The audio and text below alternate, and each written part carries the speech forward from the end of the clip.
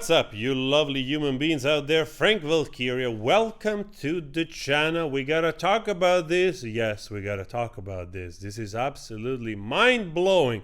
So, some of you asked me why we fight the fight. This is the reason.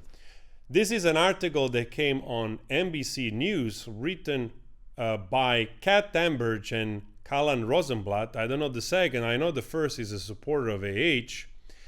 And basically, it's in connection with this open letter in support of AH. This open letter seems to be signed by many organizations, but I'll get to that in a moment. So, let's read this. 5 months ago, the verdict in the defamation trial between Johnny Depp and Amber H deeply concerned many professionals in the fields of intimate partner and SV, as many, including A.O. Scott from the New York Times, have noted the vilification of Mrs. H and ongoing online harassment of her, and those who have voiced support for her have been unprecedented in both vitriol and scale. Immediately playing the victim here and blaming everybody else. Much of this was fueled by disinformation, misogyny, biphobia, and monetized social media environment where a women's allegation of domestic V and SA were mocked for entertainment. The same disinformation and victim blaming tropes are now being used against others who have alleged abuse. In our opinion, the Depp versus Heard verdict and continued discourse around it indicate a fundamental misunderstanding of intimate partner and SV and how survivors respond to it.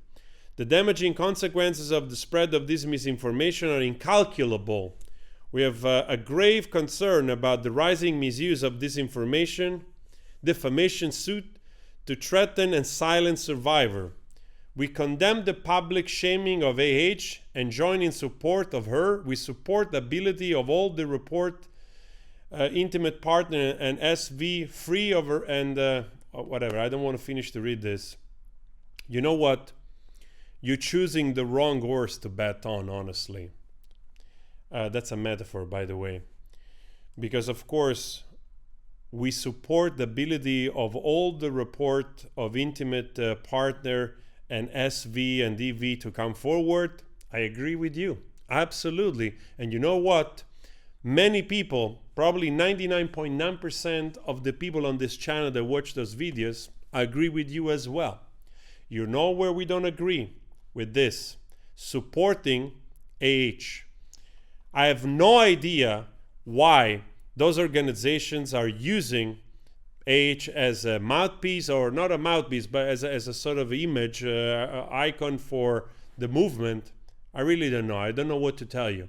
This is, at this point, becoming grotesque. It's becoming ridiculous. It's becoming infamy. It's becoming distorting reality. It's becoming an attempt of actually silencing an obvious truth that AH was found guilty of defaming the husband, ex-husband, with actual malice.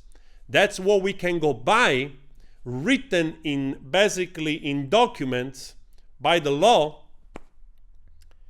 But no, we have to believe those 130 people apparently that chose to be part of this open letter, including probably this Kat Amberge and many others, that all that we have seen, including the trial, the audios, the videos, and everything that is available out there, it's all false. That we made a mistake. That millions of people which have chosen to stand by the truth, not only Johnny Depp because it's Johnny Depp, by the truth.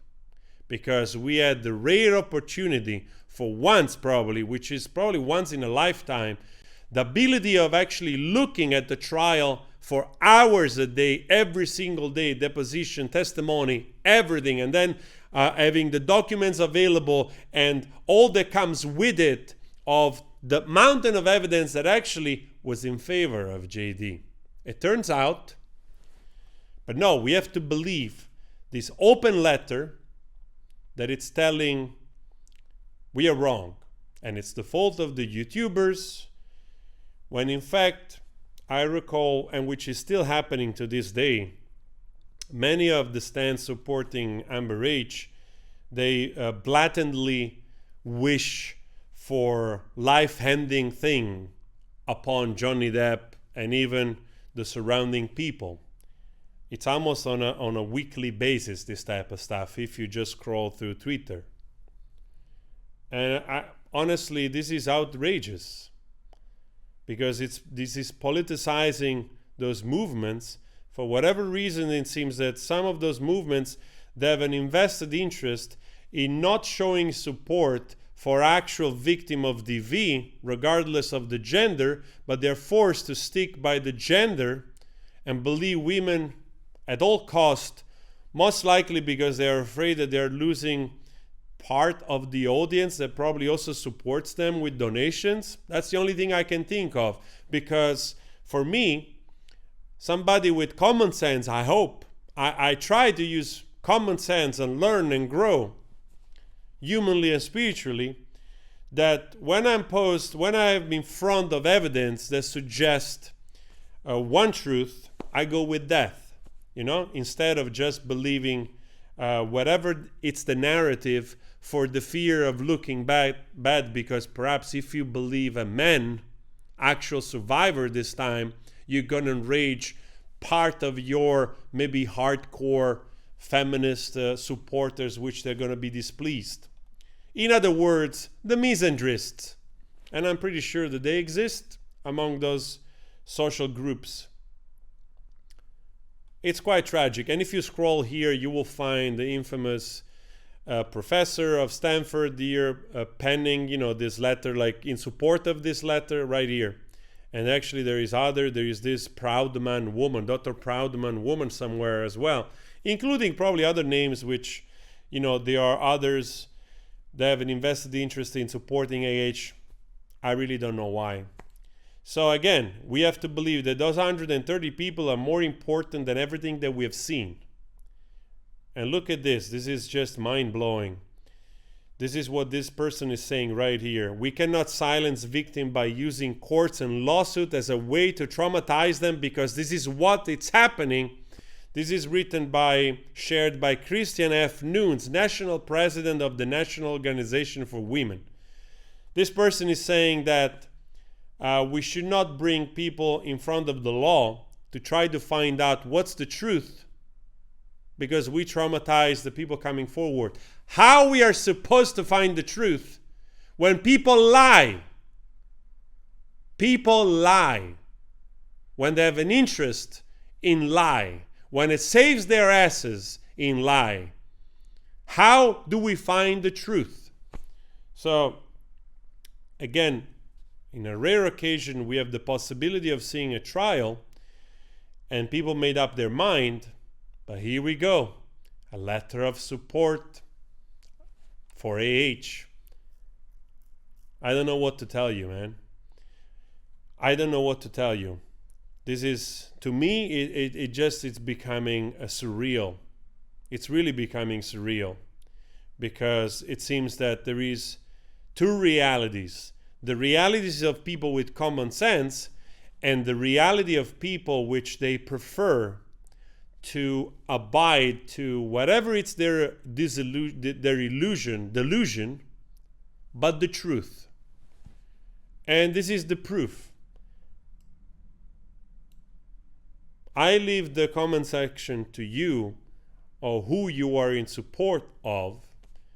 And I'm in support of the truth. I'm definitely in support of people coming forward and sharing their story, but I'm in support of the truth. And those people still to this moment, they are denying the victory of JD. They are denying a survivor of DV, of having closure of what he went through for years, because of political activism. When activism becomes politicized and it loses the focus of why they're activists in the first place.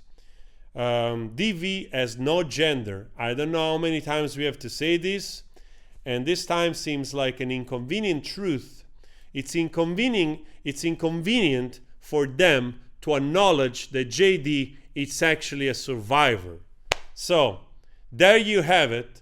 more mainstream media trying to tell you and me, millions of people out there, we are all wrong.